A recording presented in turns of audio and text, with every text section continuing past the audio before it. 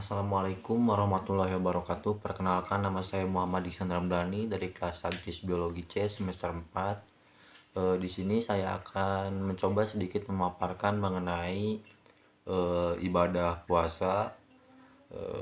Langsung saja, sebagaimana kita ketahui bahwasanya ibadah puasa ini termasuk kepada rukun Islam, yaitu yang keempat, sebagaimana diriwayatkan oleh Ibnu Umar radhiyallahu anhu, menegaskan bahwasanya Nabi Muhammad SAW berkata, "Bunyal Islam wala khamsin sahadatu an la ilaha illallah Muhammadur Rasulullah wa iqamatus shalat wa itauz zakat wa hijju wa saumu Ramadana."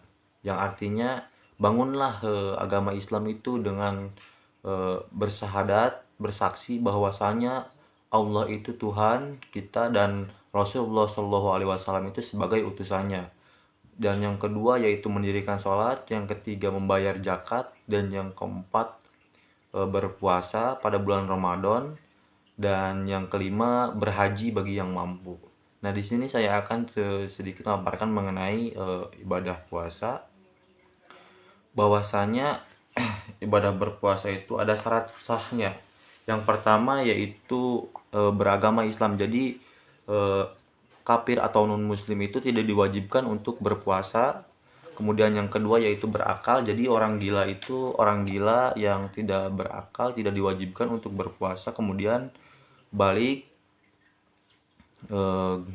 balik dalam Islam itu, yang pertama syarat balik itu dikatakan balik itu sempurna umur 15 tahun bagi seorang laki-laki dan seorang perempuan, terkecuali bagi perempuan yang dimana setelah 9 tahun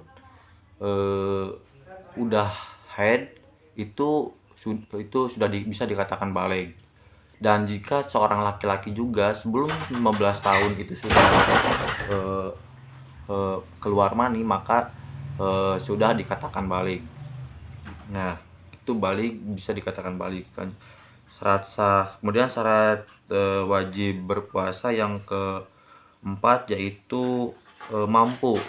Nah, mampu di sini jadi jika seseorang sudah tua banget, itu tidak diwajibkan untuk berpuasa jika seseorang tersebut tidak mampu untuk melakukan berpuasa. Kemudian yang sakit juga tidak diwajibkan jika sakitnya itu sudah tidak memungkinkan untuk berpuasa. Nah, kemudian syarat sah berpuasa yang pertama yaitu Islam. Syarat sah yang kedua yaitu berakal. Yang ketiga yaitu bersih dari hadas dan bersih dari haid dan nifas.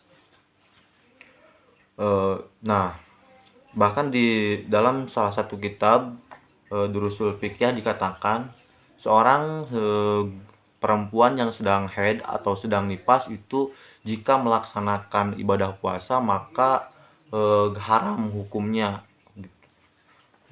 Kemudian yang syarat sah yang keempat yaitu niat. Niat di setiap hari. Nah, ada dua pendapat dari madhab Syafi'i. Ada yang mengatakan harus di setiap hari itu berniat. Ada juga yang mengatakan di awal bulan puasa, di hari pertama pada bulan puasa saja itu sudah cukup. Misalkan pada hari pertama di bulan Ramadan kita berniat bahwasanya akan berpuasa selama bulan puasa, itu sah. Ada juga yang mengatakan harus setiap hari niat berpuasa, dan niatnya itu diwajibkan pada malam hari. Kemudian niatnya itu wajib dilapazkan atau diucapkan. Berbeda dengan sholat. Sholat itu niatnya ketika kita takbiratul ihram dan niatnya dalam hati. Nah, syarat sah selanjutnya yang kelima yaitu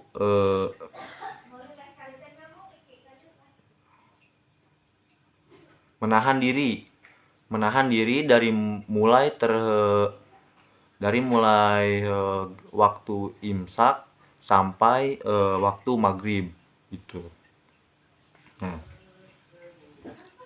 Nah, di dalam Islam, selain berpuasa wajib pada bulan Ramadan, ada juga puasa-puasa sunnah. Seperti puasa sunnah Senin Kamis, kemudian sunnah Nabi Daud, sunnah Arafah, sunnah puasa Arafah, dan sunnah lain-lain. Nah, sedikit catatan, perbedaan antara niat dalam puasa Ramadan dan niat pada puasa sunnah. Eh, Kalau puasa eh, bulan Ramadan itu wajib dilakukan sebelum eh, kita berpuasa, jadi dilakukan di malam hari. Nah, sedangkan puasa sunnah itu boleh, misalkan kita tidak berniat pada malam harinya tapi kita belum makan di jam 8 siang misalkan, kita boleh niat di situ dan melanjutkan berpuasa. Sebagaimana ada satu riwayat yang mengatakan bahwasanya Nabi Muhammad SAW itu bertanya kepada istrinya, eh, bertanya apakah ada makanan, apakah ada sesuatu makanan, kepada Siti Aisyah. Kemudian Siti Aisyah menjawab, tidak ada katanya.